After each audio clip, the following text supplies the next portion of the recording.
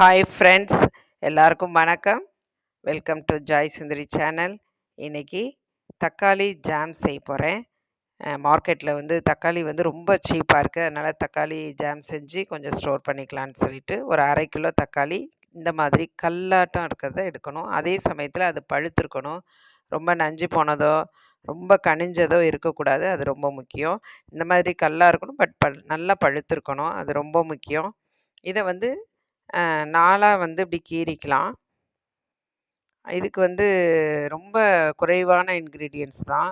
ஜீனி, பேரிச்சம்பழம் ஆப்ஷன் தான். உங்களுக்கு தேவைன்னா வச்சுக்கிங்க, இல்லைன்னா வேண்டாம், ஸ்கிப் பண்ணிடலாம். முந்திரி பருப்பு, கொஞ்சமாக ஏலக்காய் தூள், நெய், ஒரு பிஞ்ச் வந்து உப்பு.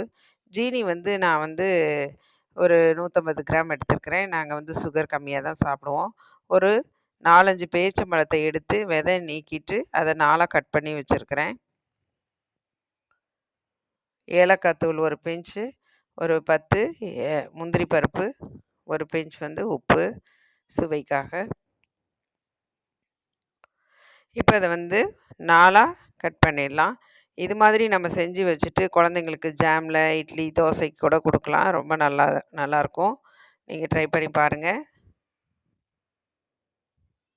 இந்த மாதிரி தக்காளியை வந்து பின்னாடி பக்கம் 4ஆ கட் பண்ணிடணும். இந்த பக்கம் கட் பண்ணக்கூடாது, இந்த பக்கம் தான் கட் பண்ணணும்.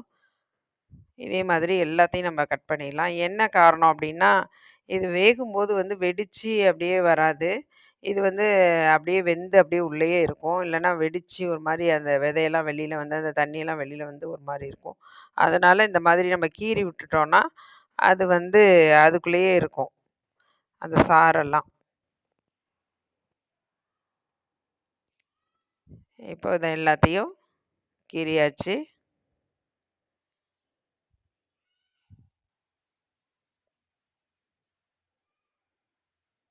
இந்த மாதிரி எல்லா தக்காளி பழத்தையும் நம்ம கீறிக்கலாம்.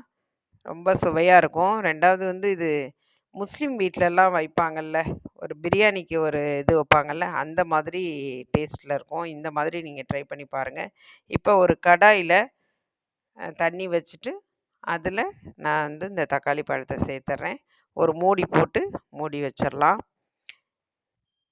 இந்த அளவுக்கு நல்லா ஒரு கொதி வந்தால் போதும். ரொம்ப கொதித்து வெந்துட்டுருக்கணும்னு இல்லை. பாருங்கள், நல்லா வெந்துருச்சு. இப்போ ஆஃப் பண்ணி வச்சிடலாம். இந்த தக்காளி ஜாம் எப்படி இருக்கும் அப்படின்னா, முஸ்லீம் வீட்டில் பிரியாணிக்கு வைப்பாங்கள்ல, அந்த மாதிரி ஒரு டேஸ்ட் இருக்கும். நீங்கள் இது மாதிரி ட்ரை பண்ணி பாருங்கள். இப்போ இந்த தக்காளி பழம் எல்லாத்தையும் எடுத்து ஒரு பவுலில் பச்சை தண்ணியில் போட்டுடலாம்.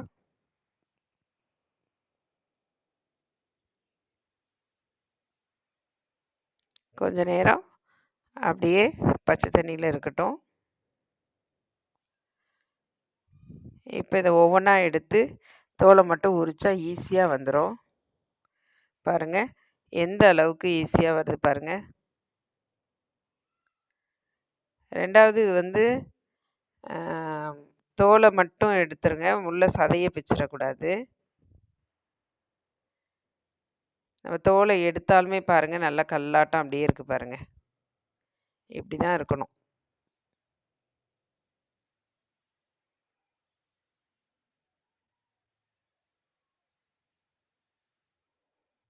இதை ஒரு மிக்ஸி ஜாரில் சேர்த்துக்கலாம். இந்த மாதிரி எல்லா தக்காளியிலையும் தோலை நீக்கிடலாம். சீசன் வந்து தக்காளி சீசன் வரும்போது இது மாதிரிலாம் செஞ்சு வச்சுக்கணும். தக்காளி ஊறுகாய், தக்காளி ஜாம் இதெல்லாம் செஞ்சு வச்சுக்கணும். இப்போ எல்லா தக்காளி பழமும் தோல் உரிச்சிட்டு மிக்ஸி ஜாரில் சேர்த்தாச்சு. மிக்ஸி ஜாரில் வந்து ரொம்ப ஓட்டிடக்கூடாது. விப்பர் பட்டன் யூஸ் பண்ணி ஒரு இது 2 இது அவ்வளோதான். இப்போ ஒரு கடாயில் 1 ஸ்பூன் நெய் விட்டுக்கலாம். நெய் உருகுனதுக்கப்புறம் முந்திரி பருப்பை வறுத்து எடுத்துக்கலாம்.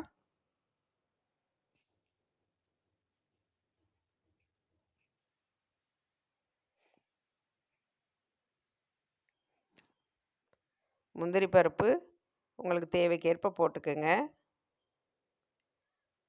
முந்திரி பருப்பு வந்து இப்போ செவந்துருச்சு. இதை எடுத்துடலாம்.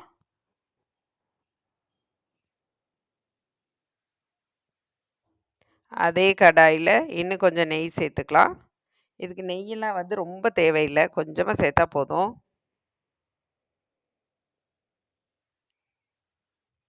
இப்போ நெய் உருகிருச்சு. உருகுனதுக்கப்புறம் நம்ம அரைச்சு வச்சிருக்க தக்காளிய சேர்த்துறலாம்.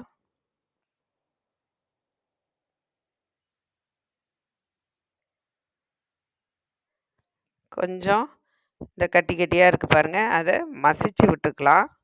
ஓரளவு அந்த மாதிரி இருக்கணும். அப்பதான் அது வந்து நம்ம சாப்பிடும்போது, கடிபடும்போது ரொம்ப நல்லாருக்கும். இப்ப வந்து மசிக்கிறத வச்சு லேசா அத மசிச்சு விட்டுக்கலாம். ரொம்ப நைஸா கூழாட்டம் அரைக்கக்கூடாது.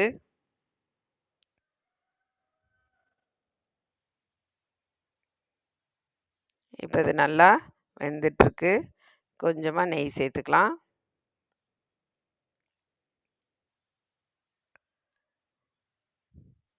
அடி பிடிச்சிராம சிம்ல வச்சு கலந்து விட்டுட்டே இருப்போம். இது நல்லா வேகணும்.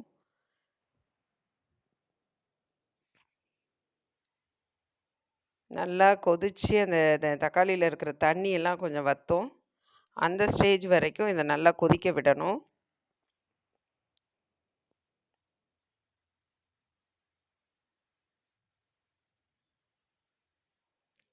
நல்லா கலந்து விட்டுட்டே இருங்க.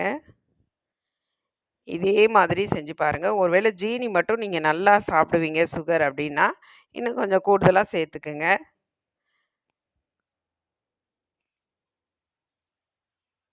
இப்போ பேரிச்சம்பழம் சேர்த்துறலாம். இதுவும் பாருங்க இடையிடையே நம்ம சாப்பிடும்போது, கடிபடும்போது ரொம்ப நல்லாருக்கும். கூடுதல் ஸ்வீட்டா இருக்கும். குழந்தைங்க நல்லா விரும்பி சாப்பிடுவாங்க.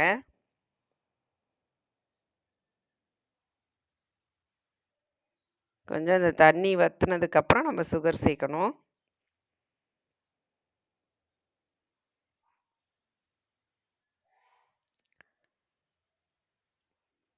இப்ப இந்த சுகர் சேர்த்துறலாம். சுகர் சேர்த்ததுக்கப்புறம் கொஞ்சம் இளகும். அதுக்கப்புறம் மறுபடியும் வத்தி திரண்டு வரும். அந்த டைம்ல தான் நம்ம இறக்கணும். சுகர் சேர்த்ததுக்கப்புறம் பாருங்க கொஞ்சம் தண்ணியாகும். எப்போதுமே வந்து சுகர் சேர்த்தோம்னா கொஞ்சம் இளகும். நம்ம கலந்து விட்டுட்டே இருக்கணும். நல்லா கொதிச்சு திக்கா வரும். கலர் மாறுது பாருங்க. நம்ம ஃபர்ஸ்ட்ல போட்ட அந்த தக்காளி கலரை விட இப்போ கொஞ்சம் டார்க்கா ஆயிருக்கு பாருங்க. இந்த மாதிரி தான் ஆகும். இந்த தண்ணி இளகி இருக்கு பாருங்க. தண்ணி ஆயிருச்சு. இது வத்தி மறுபடியும் அந்த அல்வா மாரி அப்படியே திரண்டு வரும். அந்த ஸ்டேஜில நம்ம வந்து இறக்கிற வேண்டியதுதான். சுவையான ஜாம் நமக்கு கிடைச்சிரும். இப்போ நல்லா கொதிக்கட்டும். கொதிச்சு வத்தணும். ஒரு பிஞ்ச் வந்து உப்பு சேர்த்துக்கலாம். இது வந்து ஸ்வீட்ட வந்து பேலன்ஸ் பண்ணும், தூக்கி காட்டும். அதே மாதிரி ஏலக்காவும் ஒரு பிஞ்ச் சேர்த்துக்கங்க. ஏலக்காய் நச்சும் போடலாம். பட் அது வந்து வாயில வந்து படும். அதனால நான் வந்து ஏலக்காய் பவுடர் போட்டுட்டேன். நீங்களும் அது மாரி போட்டுக்கங்க.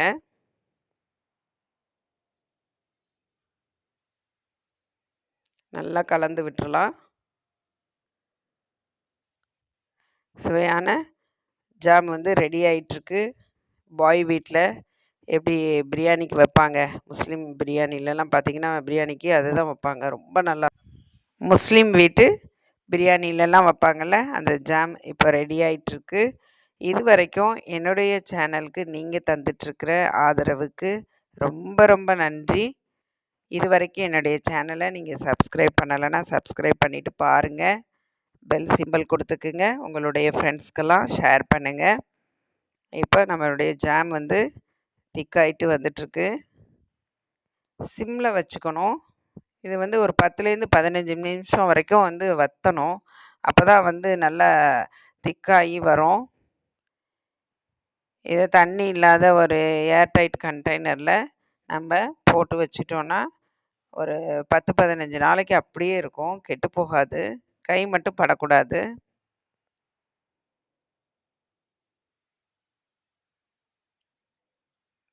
இப்போ கலர் சேஞ்ச் ஆயிடுச்சு பாருங்க. நல்லா வத்தியும் வந்துருச்சு.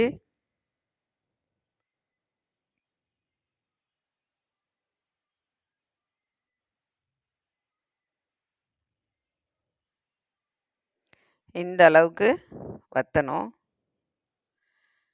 இப்போ நம்ம ஜீனி போடும்போது நல்லா இலகி கொடுத்துருந்துச்சுல, இப்போ பாருங்கள் திக்காயிடுச்சு. இந்த பாத்திரத்தோடு ஒட்டாமல் அப்படியே அல்வா பதத்துக்கு வருது பாருங்கள். இதுதான் பதம்.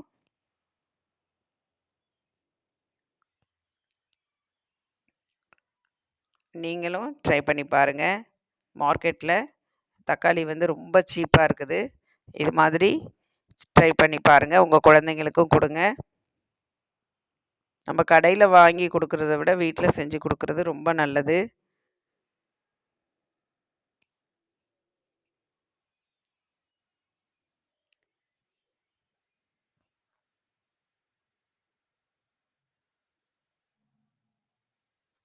பாருங்கள், பாத்திரத்தில் ஒட்டாமல் எப்படி திரண்டு வருது பாருங்கள். இந்த ஸ்டேஜில் அடுப்பை ஆஃப் பண்ணிடலாம். ஆஃப் பண்ணிவிட்டு ப்ரெசன்ட் பண்ணிடலாம்.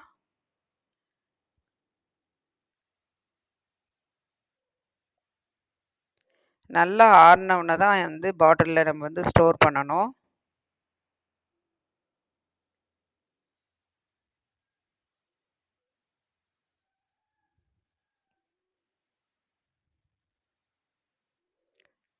குழந்தைங்களுக்கு ரொம்ப பிடிக்கும் ஸ்வீட்னா.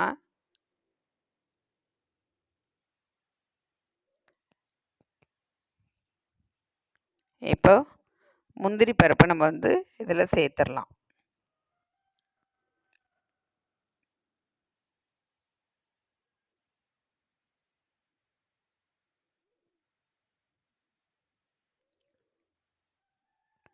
சுவையான தக்காளி ஜாம் ரெடி ஆயிடுச்சு பாருங்கள். எங்கள் சேனலுக்கு லைக் பண்ணுங்கள், ஷேர் பண்ணுங்கள், சப்ஸ்கிரைப் பண்ணுங்கள். ஒரு நாளைக்கு ஒரு உதவி செய்வோம், பெற்றோரை பாதுகாப்போம், விவசாயம் போற்றுவோம். சூப்பரான பாய் வீட்டு தக்காளி ஜாம் ரெடி ஆயிடுச்சு. நீங்களும் உங்கள் வீட்டில் இது மாதிரி ட்ரை பண்ணுங்கள். குழந்தைங்களுக்கு கொடுங்க. தேங்க்ஸ் ஃபார் வாட்சிங்.